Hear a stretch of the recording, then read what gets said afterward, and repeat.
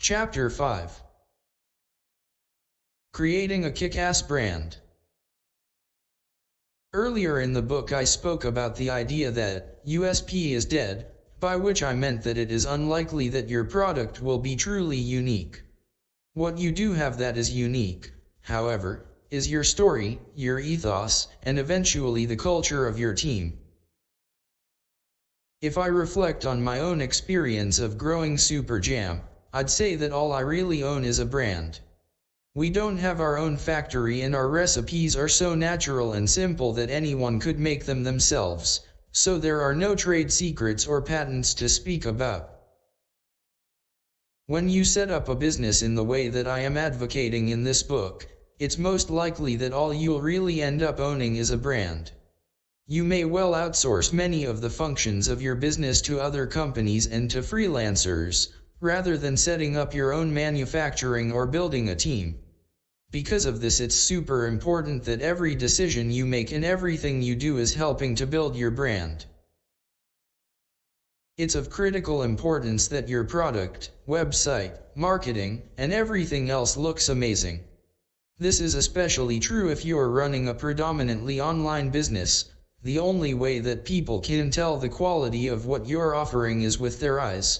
They can't taste it, smell it, or really talk to you about it. In the case of a food business, the aesthetics are unbelievably crucial to the overall success of the venture.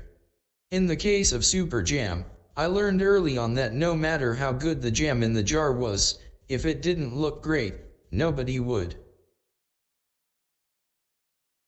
take it off the shelves to find out. In preparation for my second pitch to Waitrose, I worked with an advertising agency to create the Super Jam brand. We figured that there was a link between Super Jam and Superman, or so we thought, and decided to create the packaging around a comic book theme. We covered the labels and lids with jokes and puns. I thought that if I could make people laugh enough, then maybe they'd buy my product. I would be Jam Boy, a superhero character, with a costume and everything. Of course, when it came time to present this idea to the supermarket buyers, they didn't see the funny side. They explained that packaging wasn't there to make people laugh, it was there to get a message across, to answer the fundamental question of why anybody should buy my product.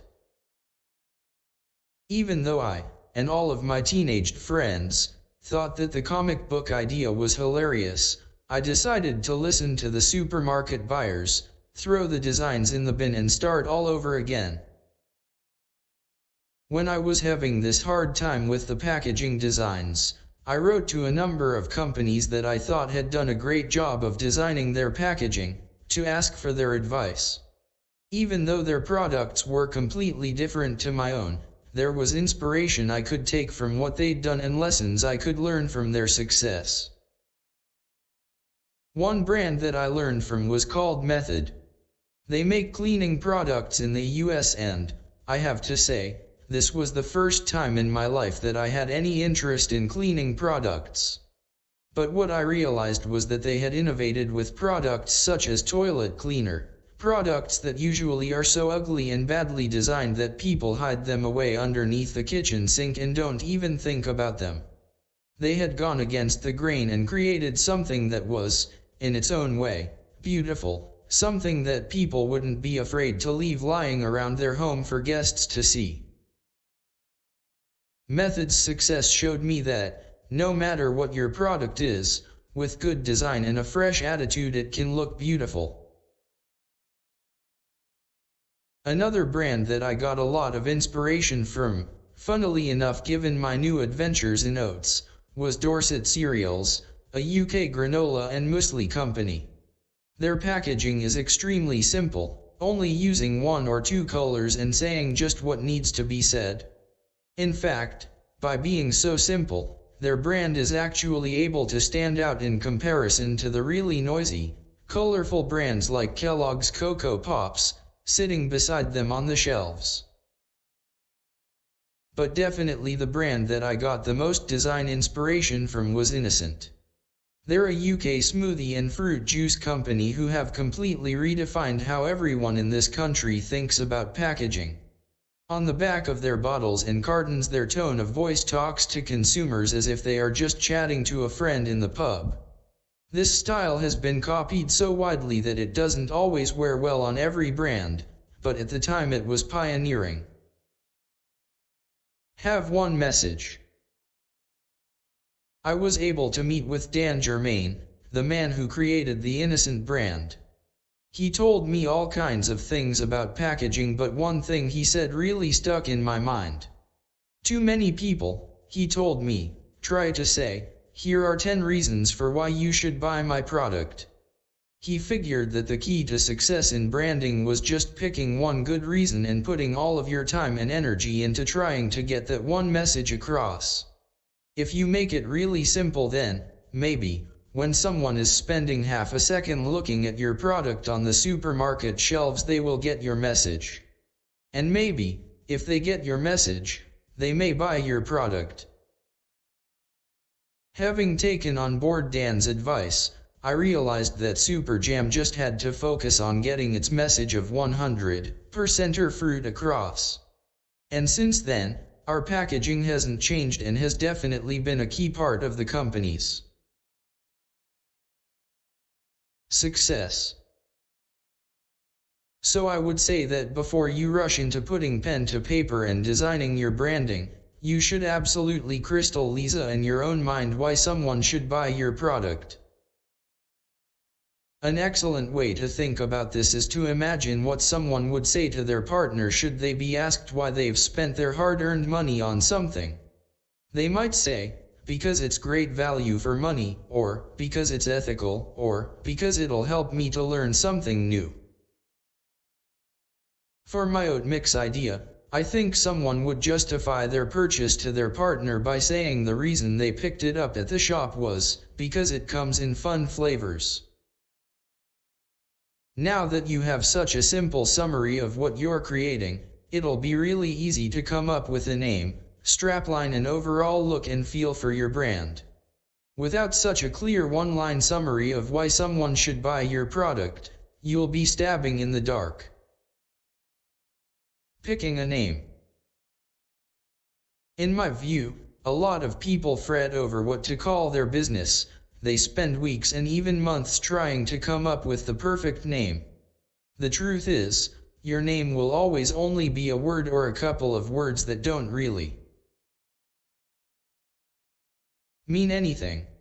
That is, they won't mean anything until your customers decide what that name means to them, based on the product you deliver and the experience that you give them.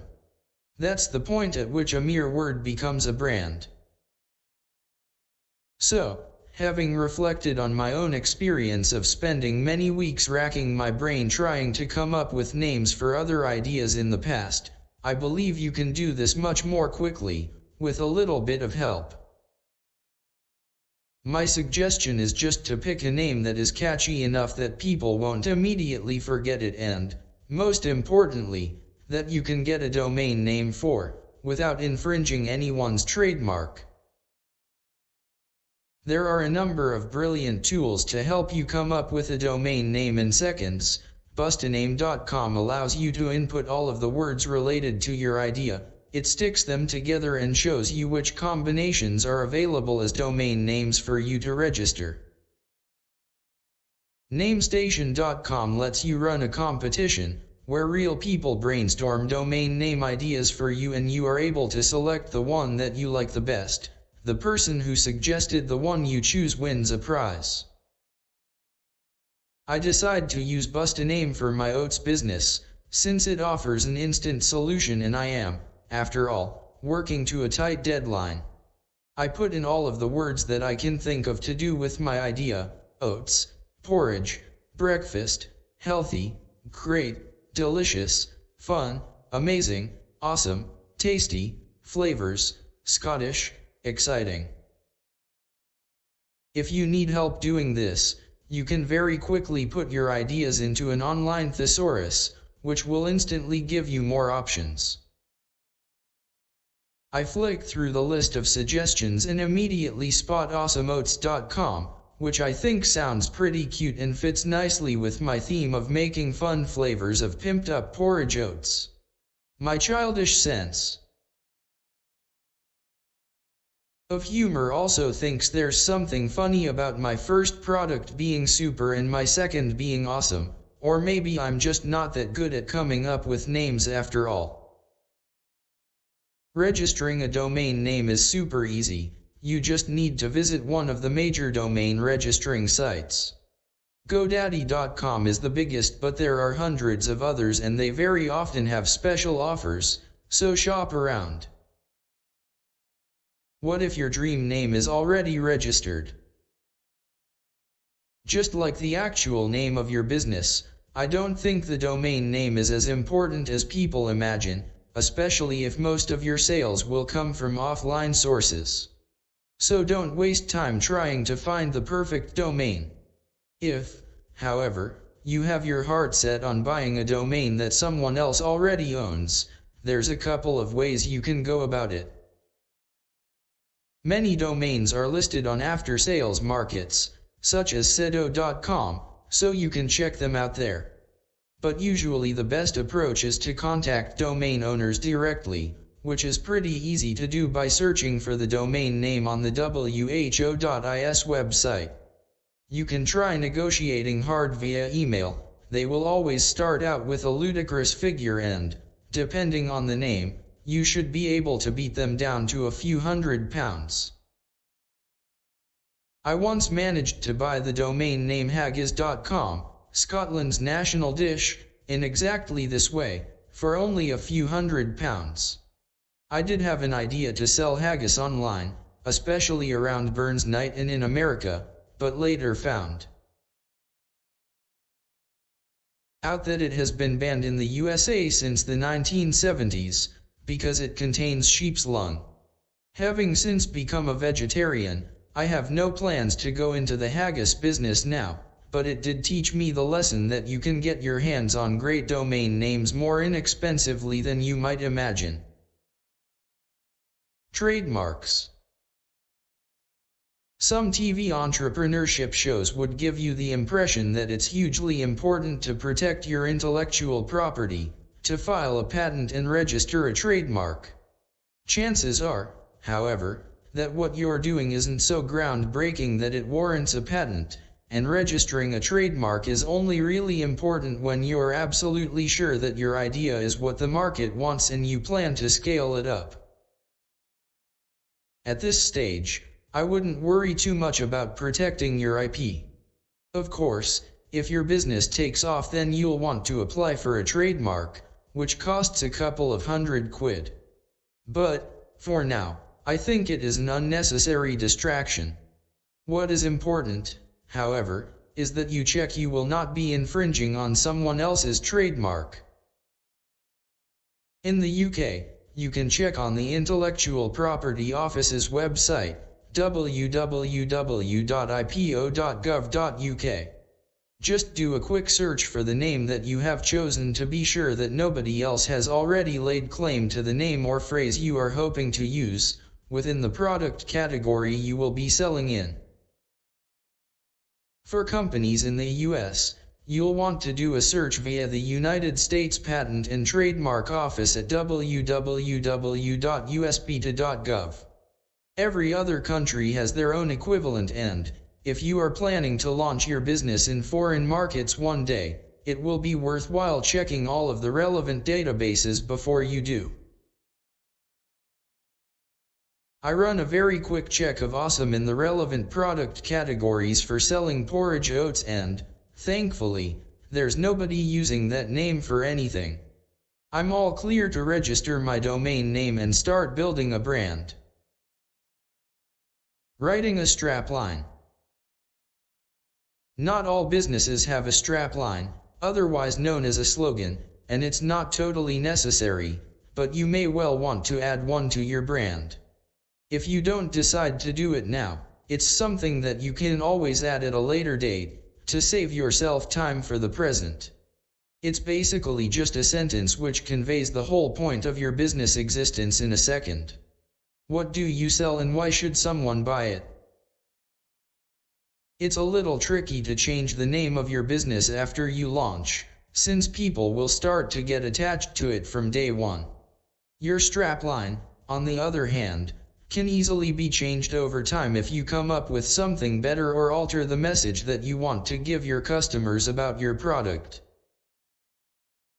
You have already established what your product is, a range of premium, tasty, pre-mixed porridge oats, and why someone should buy it.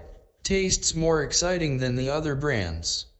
All you have to do now is find a fun, catchy way of getting this message across that fits well with the name you have chosen. In my case, I've already been describing my project as Pimped Up Porridge Oats, which I kinda like. Sometimes the best ideas are the first ones that come into your head, so I'm happy just to run with this one.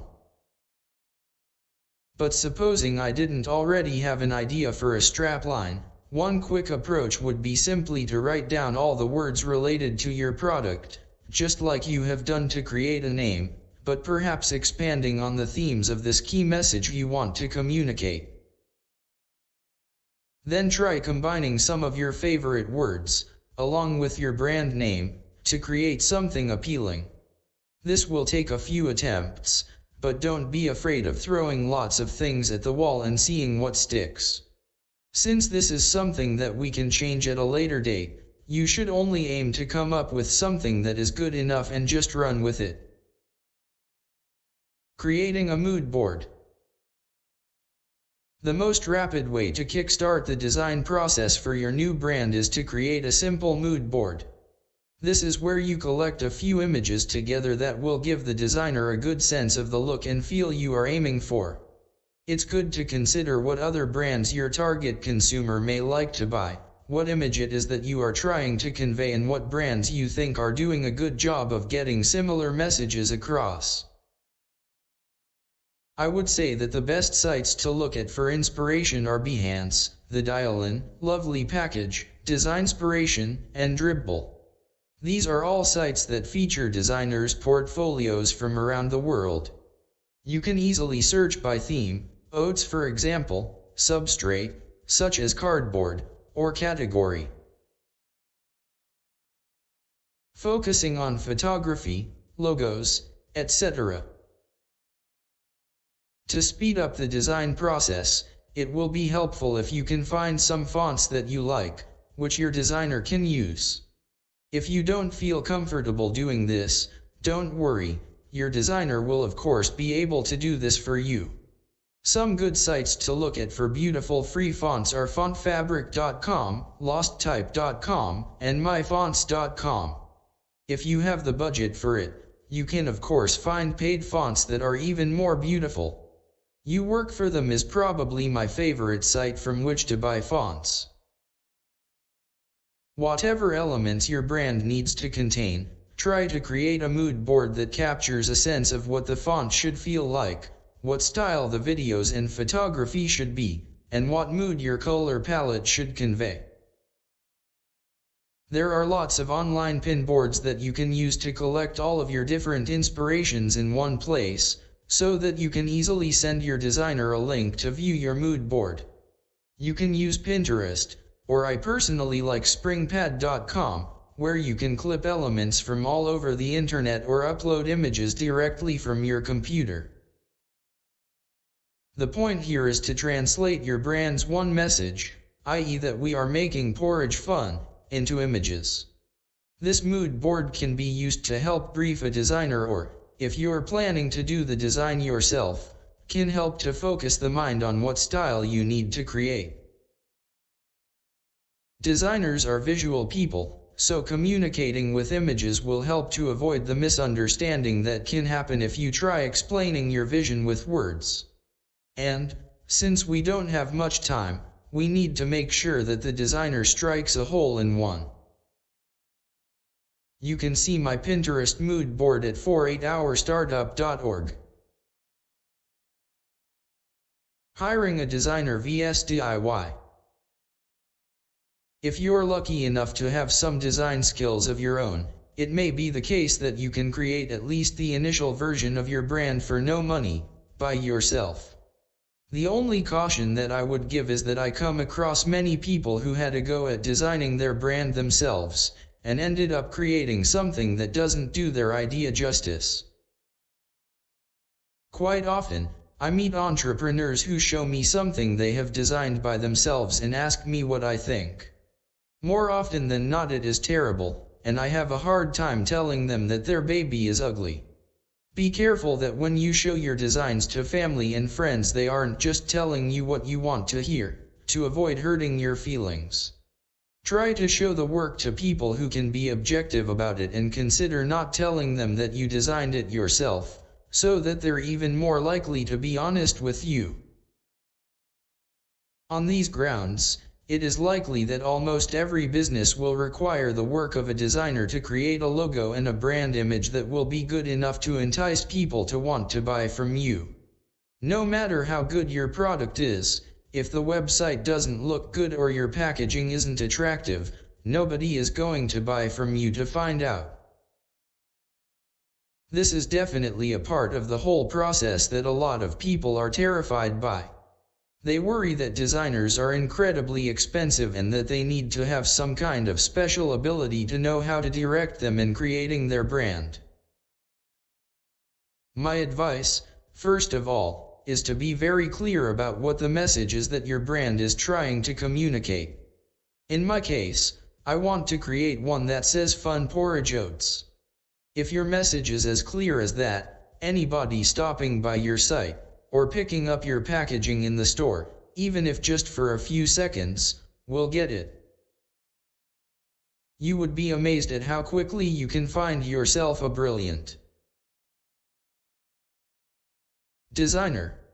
There are all kinds of sites that offer you designers who are willing to work on your project from home, by the hour and for extremely competitive prices. My personal favorite approach is to make a mood board for what I'm trying to create and then just track down and contact the particular designers who worked on the brands I'm inspired by. They can usually be contacted directly through their own websites, or you can find their work through one of the portfolio sites I mentioned before. That way, you know they can deliver something of the style and standard you're after. Once you pick a designer to work with, trust them. They are professionals at what they do and will have a good idea of what works and what doesn't. Having said that, don't be afraid of telling them if the logo they come back with isn't up to scratch or if you'd like them to make small changes. That is all included in the original price you agreed to pay. Don't be afraid of breaking the project down into steps, with different amounts payable at each stage. For example, you might get the designer to work on your logo first and then, assuming you're happy with the output, move on to the next stages later. It's also typical to pay 50% upfront and then 50% on completion. Both of these methods mean that you don't have to take all the risk if their designs end up not being as great as you'd hoped. Freelancer marketplaces. Aside from contacting designers directly through the likes of Behance, there are also a number of marketplaces that you can use to find one. And all kinds of other freelancers for that matter. Some of the ones I have used in the past are Upwork, Juno and Freelancer. After you enter your brief, designers from around the world will express an interest in working on your project, for varying fee levels. You will be able to take a look at their portfolios to see if they've worked on something similar to what you're trying to create. You want to get a sense of the designer's style and try to find someone who is going to get the look and feel you're aiming for. Because time is of the essence, you may want to use a designer in the opposite time zone to your own, so that they can work on creating your brand while you sleep. So long as you make your deadline clear, you should be able to find a designer who can turn something around in 24 hours. It goes without saying that this is an extremely quick turnaround, so it will be helpful if your brief and mood board are as specific and easy to understand as possible. You want the designer to hit the nail on the head after just 1 or 2 attempts at designing your brand. Your brief should include the following information to help the designer have the best chance of turning around their work quickly. Your budget. To avoid wasting your own time or that of the designer, it is a good idea to be totally upfront about your budget. Like anything else in life, the more you are willing to pay, the better the output and the quicker you'll get it back. Having said that, you'd be amazed at the quality of work you can get for just a few £100, especially if you are able to promise repeat business on the basis of good work. Timescales. Again, so that the designer you pick knows you're on a tight schedule, be clear what parts of the job you need to be completed by what day and time. Priorities. Which parts you need first, most likely the logo, so that you can start incorporating those into the site, while the designer finishes off the rest. In my case, I want to get some promotional materials like cotton tote bags and stickers printed for my launch tomorrow, so I'll need a logo before the end of today. The deadline for next day printing is 5 p.m. tonight. The objective. Explain in very clear and simple terms what the message is you are trying to get across and what specific design items you need, e.g. logo, homepage banners, and sign-up icon. Make it clear what you're hoping the consumer will do, e.g. sign up for your subscription, call you for a quote or enter their email address. You should write all of the text yourself, rather than expecting the designer to do this. They're not a mind reader. Target audience. Your mood board will help massively to convey who your target audience is, but it is also a good idea to explain in words what type of person you are trying to target. This will help the designer to put themselves in their shoes and create something that appeals to them, especially if your target market is very specific. Any no-nos. There may be specific things that you don't want your design to contain, for example, a color or word. Make sure you mention these at the start, to avoid having to make extra changes later. Amazing Oats design process. Since I want to give customers the message that my oat mixes are fun, the best way of doing this on the packaging is to hire an illustrator. I get in touch with Sam Dunn, a freelance illustrator who has worked with many great brands. Her style seems to work well on packaging, and when I explain the need for a quick turnaround, she jumps at the challenge. I share my mood board with her, a very rough doodle of how I think the label needs to be laid out and the dimensions for the cardboard tube that I have sourced. I send her the barcode images, which I registered very easily through GS1 UK in the UK and can be registered equally easily through the relevant authority in your country, list of ingredients and the nutritional information, which can be calculated with little difficulty for a product like this, since it is simply a pro rata combination of different components. If your product is more complex, you should take professional advice or ask your supplier. This process is made so much faster if you give your designers all of the information they need to create the finished designs. If you keep making changes and additions along the way, that's where you can lose a lot of time and money. Clarity of brief is paramount to getting a quick turnaround. Sam gets cracking and I ask her to send me examples of what she's working on along the way to be sure that everything is on track with what I have in mind. Checking in with your designer every few hours helps to avoid them spending time going down a path that turns out to be wrong and having to go back and start again. Within a few hours, and well in time for the 5 p.m. cutoff deadline for next day printing, she sends me her idea for a logo, which I totally love right away. Right away, I send the logo off to be printed onto cotton bags and stickers for the launch tomorrow, and Sam gets to work on creating the actual label designs for my products. After she asks a few clarifying questions about what information needs to be visible on the front of the packaging, we end up with a label design that I think looks great. It might be a bit lucky to hit a hole in one with your logo immediately.